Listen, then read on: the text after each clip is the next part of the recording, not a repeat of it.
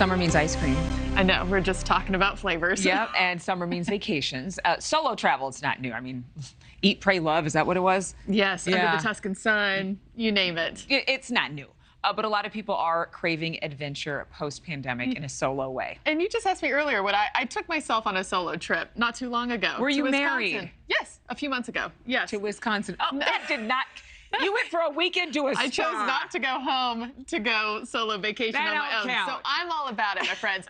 Google searches, by the way, for solo travel have quadrupled since 2020. And while some may prefer being alone, others have decided they are not going to wait around for somebody else to go show them the world. Good morning, guys. Look where I am. From a sunrise in Paris. This is Thor. To the sands of the Greek islands on horseback. 37-year-old trauma surgeon Dr. Brittany Bankert is taking herself to see the world. Stick shift, like a big girl.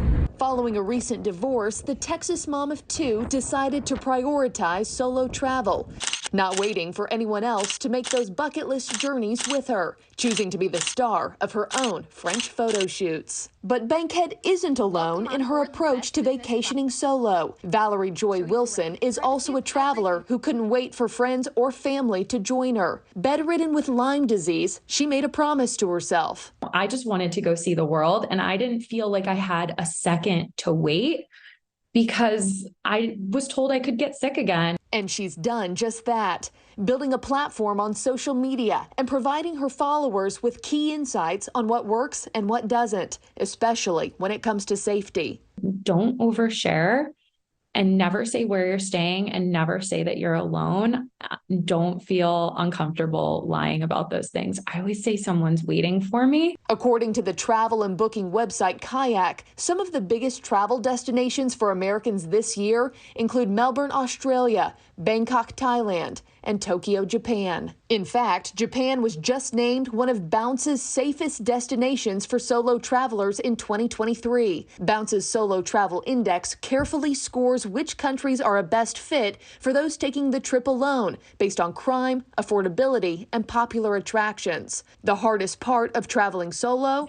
When you get to a place, it is just a lot less difficult than hitting the confirm button to book that trip. Yeah, a lot less difficult. And we're now joined live by my dear friend and the first adventurer you saw in that piece, Brittany Bankert. Brittany, thank you for joining me this morning. This means a lot.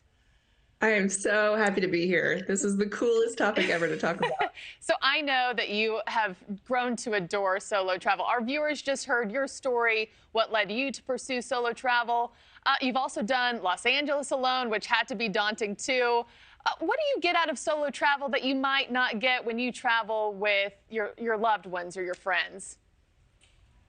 Yeah, you know, Marky, it is, it's invigorating in a way that you can't get whenever you're traveling with other people. And the ability to go and see and experience whatever you want to do is really, really exciting and fun. And it is so, especially for women, it's so empowering to take that on and to gain all of the empowerment that comes from doing that alone, from the planning to the executing and the enjoying. Yeah, and a newfound level of independence. I know you and I have talked about this a lot lately, and I think a lot of viewers are watching this right now who might be going through similar life shifts, who are inspired by your story, but they are nervous to take that leap of faith and do it alone. What advice do you have for them, and were you anxious about it yourself? I really was. I had this idea of what do I do when I land? Like who's going to know I'm there, and am I going to be safe? You know, like you were hearing before, and am I going to be bored? But having something like location tracker that I would share with a friend here in the States who could kind of follow me and make sure that I was where I said I was going to be, and then to have just the ability to go and do and be, like I said, empowered and independent, and to gain all of that momentum within myself, not just in travel, but in life. You know, it's really motivated me to go and see and do and realize that this is one very short life that we have to live. And you don't need anyone to do that. All you need is yourself. Yeah, and I think you find quickly, I am capable, I am confident enough. My last question for you, you have two young, precious kids, a boy and a girl. Is part of the solo travel also an effort to set an example for them? 100%. I want them to go and see and do and help people and inspire others.